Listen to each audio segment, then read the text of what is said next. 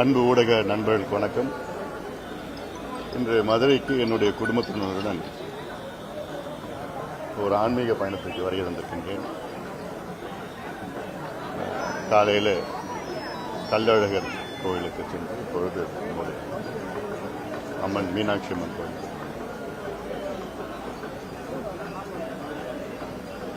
வருகின்ற சட்டமன்ற தேர்தலில் அனைத்து இந்திய அண்ணா திராவிட முன்னேற்ற கழகம் தலைமையிலான தேசிய ஜனநாயக கூட்டணி மிகப்பெரிய வெற்றியை பெறும்.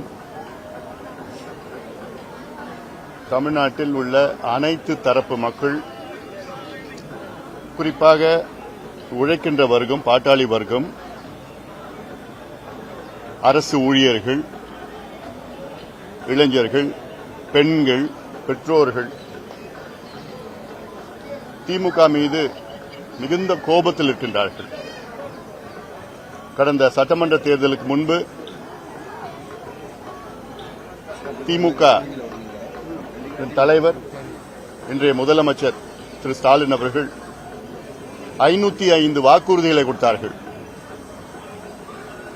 இதில் வெறும் 66 வாக்குறுதிகள் மட்டும் முழுமையாக நிறைவேற்றியிருக்கின்றார்.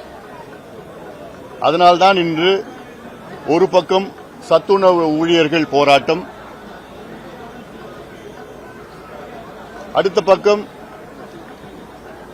ஊராட்சி மன்ற செயலாளர்கள் ஒரு பக்கம் போராட்டம், செவிலியர்கள் போராட்டம், துப்புரவு பணியாளர்கள் போராட்டம், அரசு ஊழியர்கள் போராட்டம், இணை பேராசிரியர்கள் போராட்டம், ஆசிரியர்கள் போராட்டம், மருத்துவர்கள் போராட்டம், விவசாயிகள் போராட்டம், நெசவாளர்கள் போராட்டம் என்று அவரவர்கள் அன்றாடம் போராடிக் கொண்டிருக்கின்றார்கள். காரணம், கடந்த முறை ஸ்டாலின் அவர்கள் எங்களுக்கு வாக்குறுதி கொடுத்தார், அதனால்தான் அவர்களுக்கு நாங்கள் வாக்களித்தோம், எங்களை ஏமாற்றி விட்டார்கள் என்று போராடுகின்ற அத்தனை பேரும் சொல்லுகின்ற ஒரு கருத்து. மிகப்பெரிய ஒரு ஏமாற்றம் தமிழ்நாட்டில் நடந்து கொண்டிருக்கிறது. ஒரு காட்டாட்சி, ஊழலாட்சி, மக்கள் விரோத ஆட்சி. இந்த திமுக அரசினுடைய மிகப்பெரிய தோல்வியாக நான் பார்ப்பது, தமிழ்நாட்டில் எல்லா கிராமங்களிலும் இன்று போதைப் பொருட்கள் விற்றுக் கொண்டிருக்கின்றார்கள். The biggest failure of the DMK government is selling of not only marijuana but other drugs like cocaine, heroin, fentanyl.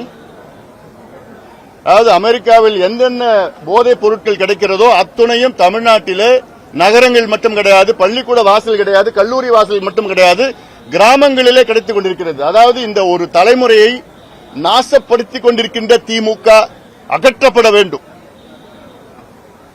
Stalin அவர்களுடைய தந்தை கலைஞர் அவர்கள் 3 தலைமுறைகளாக இந்த மதுவை அறிமுகப்படுத்தி, மீண்டும் அறிமுகப்படுத்தி, அன்றைய ராஜாஜி அவர்கள் எவ்வளவோ கெஞ்சி, அதற்கு பிறகும் கலைஞர் அவர்கள் 1971-72 டாஸ்மார்க் என்ற அந்த மதுக்கடைகளை திறந்தார்.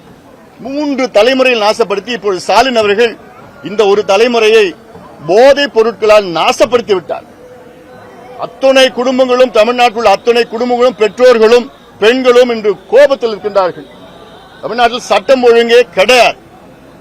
எங்க பார்த்தாலும் கொலை, கொள்ளை, பெண்களுக்கு எதிரான குற்றங்கள், தினம் தினம் குற்றம் நடந்து கொண்டிருக்கிறது. காரணம் போதை, கஞ்சா மட்டும் இல்ல, அந்த பவுடர்ல இருந்து, மருந்துல இருந்து, மாத்திரையில இருந்து. அதனால மக்கள் மன்னிக்கவே மாட்டாங்க. அது இல்லாம ஊழல், தினம் ஊழல் வெளிவந்து கொண்டிருக்கிறது. நகராட்சி மட்டுமில்லை, எல்லா துறையிலும் ஊழல் நடந்து கொண்டிருக்கிறது. தென் மாவட்டங்களில் கனிம வள ஊழல் உங்களுக்கு தெரியும். காட்ஃபாதர், தமிழ்நாட்டினுடைய மிகப்பெரிய ஒரு காட்ஃபாதர், மேற்கு தொடர்ச்சி மலையை அழிச்சு ஒழிச்சு அத்தனை மலையை எல்லாமே கேரளாவுக்கு எடுத்துட்டு கடத்திட்டு போயிட்டு இருக்கிறாங்க. உறுதியா சிபிஐ என்கொயரி வரும், சிபிஐ விசாரணை உறுதியா வரும். இன்னும் 2 மாதத்தில் அதிமுக ஆட்சி தமிழ்நாட்டில் வரும்.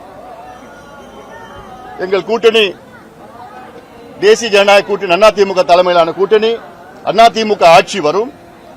உறுதியாக விசாரணை வரும். மணல் கொள்ளையிலிருந்து, கனிம வள கொள்ளையிலிருந்து, கிரனேட் கொள்ளையிலிருந்து, அரசு ஊழியர்கள் நியமனத்திலிருந்து எல்லாத்திலையும் கொள்ளை. அதனால அது இல்லாமல் ஸ்டாலின் முதலமைச்சர் ஸ்டாலின் அவர்கள் அன்றாடம் பொய்யை சொல்லிக் கொண்டு வருகிறார். அன்றாடம் ஒரு பொய். நாங்க தமிழ்நாட்டில் 12,16,000 கோடி தொழில் முதலீடு வந்துவிட்டது என்று ஒரு மிகப்பெரிய ஒரு பொய். அதாவது கடந்த வாரம்தான் அமைச்சரவையில் ஒரு 35,000 கோடிக்கு ஒப்புதல் கொடுக்கிறாங்க. அதற்கு முன்பு 5 ஆண்டு காலத்தில் தமிழ்நாட்டினுடைய அமைச்சரவை 1,60,000 கோடி ஒப்புதல் கொடுத்திருக்கிறாங்க. ஆக மொத்தத்தில் பாத்தீங்கன்னா 2 லட்சம் கோடி தான் தொழில் முதலீட்டுக்கு, தனியார் தொழில் முதலீட்டு ஒப்புதல் கொடுத்திருக்காங்க அமைச்சரவையில். எப்படி 12,4 லட்சம் கோடி முதலீடு வந்துச்சு? அப்புறம் அதுல ஒப்புதல் கொடுத்ததுல வெறும் 1 லட்சம் கோடி தான் முதலீடு வந்திருக்கிறது. மத்தெல்லாம் 12,4 லட்சம் கோடி வந்து புரிந்துணர்வு ஒப்பந்தம், மெமரண்டம் ஆஃப் அண்டர்ஸ்டாண்டிங், MOU மட்டும்தான் கையெழுத்து போடப்பட்டிருக்கிறது. உடனடியாக 12,4 லட்சம் கோடி வந்துடுச்சு, 35 லட்சம் பேருக்கு வேலை வந்துடுச்சு. எந்த வாக்குறுதியும் நிறைவேற்றல. மக்கள் கொதித்து போயிருக்கின்றார்கள், கோபத்தில் இருக்கின்றார். அது மட்டும் இல்ல, எங்க கூட்டணி ஒருத்தருக்கு ஒருத்தர் நல்லா புரிந்து கொண்டு உணர்வுபூர்வமா இருக்கின்ற எங்கள் கூட்டணி. ஆனால் திமுகவில் குழப்பங்கள். காங்கிரஸ் ஒரு பக்கம், விசிகே ஒரு பக்கம், வைகோ அவர்கள் ஒரு பக்கம், அந்த எல்லாமே பிச்சுக்கிட்டு இருக்கிறாங்க. எங்களுக்கு எந்த பிரச்சனையும் கிடையாது. இன்னும் சில கட்சிகள் எங்க கூட்டணிக்கு வர இருக்கிறது. அதனால இன்னைக்கு இந்த தேர்தல் அண்ணா திமுகவுக்கும் திமுகவும் நடக்கின்ற ஒரு தேர்தல் இது. இந்த தேர்தலில் எங்கள் கூட்டணி மிகப்பெரிய வெற்றி பெறும். அந்த வகையில் தமிழ்நாட்டு மக்கள் இன்று இன்னும் தேர்தலுக்கு காத்துக் கொண்டிருக்கின்றார்கள். வந்தவுடன் மிகப்பெரிய ஒரு பேரலை வந்து எங்களுக்கு சாதமாக பேரலை, திமுகவுக்கு எதிரான ஒரு பேரலை வந்து திமுக ஆட்சியை அகற்றும். இன்னும் சொல்ல போனா எங்கள் கூட்டணி 200 தொகுதிக்கு மேல் வெற்றி பெறும். திமுக ஒற்றை நம்பர், அதாவது சிங்கிள் டிஜிட்ல தான் வரும். நீங்க பார்த்துதான் இருக்க போறீங்க. 2021 சட்டமன்ற தேர்தலை விட இந்த தேர்தல் கடினமா இருக்காது அப்படின்னு முதல்வர் பேசியிருக்கிறார். அதாவது 10 ஆண்டு காலம் அண்ணா திமுக ஆட்சி செய்தும் கடந்த சட்டமன்ற தேர்தலில் திமுக வெறும் 125 தொகுதியில் தான் வெற்றி பெற்றது. மீதி இருக்கிற 8 தொகுதிகள் வந்து அவங்க கூட்டணி கட்சியை சார்ந்தவர்கள், இவர்கள் சின்னத்திலே போட்டிட்டார்கள். அவ்வளவுதான். 10 ஆண்டுகள் அண்ணா திமுக ஆட்சி நடந்தும் இப்பொழுது திமுக ஆட்சி மோசமான ஆட்சி.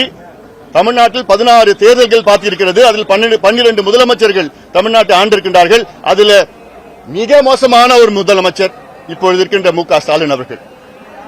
எதுவுமே நடக்கல, எதுவும் தெரியல, அவருக்கு என்ன நடக்குதுன்னு தெரியல. ஏதோ 2-3 அதிகாரிகளும் 4 வியாபாரிகளும் தமிழ்நாட்டு ஆட்சி நடத்தி கொண்டிருக்கின்றார்கள். 4 வியாபாரிகள் யாரு தெரியுமா? அமைச்சர்கள் என்ற போர்வையில். அவங்க அமைச்சர்கள் கிடையாது, பிசினஸ் மேன். அவங்க காசுக்கு என்ன வேணா பண்ணுவாங்க. இதுதான் நிர்வாகமா? சமூக நீதி பத்தி பேச முடியுமா ஸ்டாலின் அவர்களால? சாதிவாரி கணக்கெடுப்பு என்னாச்சு? தமிழ்நாட்டு மக்கள் 8 கோடி மக்கள் என்ன நிலையில் இருக்கிறாங்க தெரிஞ்சாதானே அதுக்கு இந்த பிரச்சனைக்கு தீர்வு கொண்டு வர முடியும். நான் கணக்கே எடுக்க மாட்டேன். ஏன் ஓட்டுக்கு காசு கொடுக்குறீங்களா? அதுக்கு மட்டும் ஏன் கணக்கு எடுக்கிறீங்க? எந்த வீட்டுல, எந்த ஜாதியில, எந்த மதத்துல, எந்த கட்சியில இருக்கிற அது மட்டும் கணக்கு வச்சிருக்கீங்களா? மக்களுடைய பிரச்சனை அது ஏன் கணக்கு எடுக்க முடியல உங்களால? கர்நாடகா எடுத்துடுச்சு, ஆந்திரா எடுத்துடுச்சு, தெலுங்கானா எடுத்துடுச்சு, ஒரிசா எடுத்துடுச்சு, ஜார்க்கண்ட், பீகார் எடுத்துடுச்சு. அதிகாரம் இருக்கு, சட்டம் இருக்குது, எல்லாமே இருக்குது. ஏன் எடுக்க மாட்டீங்க? மக்கள் மன்னிக்க மாட்டாங்க, உறுதியா மன்னிக்க மாட்டாங்க. குறிப்பா விவசாயிகளும், பெண்களும், பெற்றோர்களும் இந்த திமுக ஆட்சியை மன்னிக்க மாட்டாங்க. உறுதியாக எங்கள் கூட்டணி மிகப்பெரிய வெற்றி பெறும்.